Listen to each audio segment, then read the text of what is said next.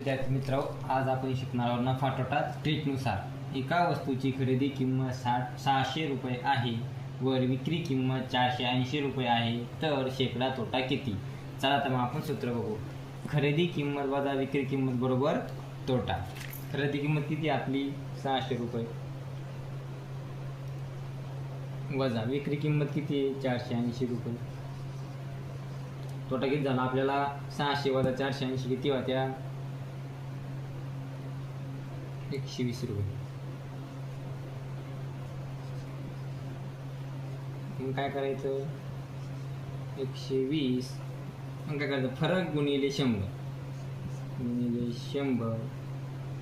भागिले खरेदी किंमत किती 600 रुपये. हा शून्य गेला, हा शून्य गेला, हा शून्य गेला, हा शून्य गेला.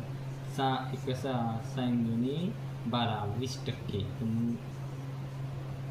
किती टक्के तोटा झाला? 20% तोटा झाला. अशा प्रकारे तुम्ही तोटा काढू शकता. धन्यवाद.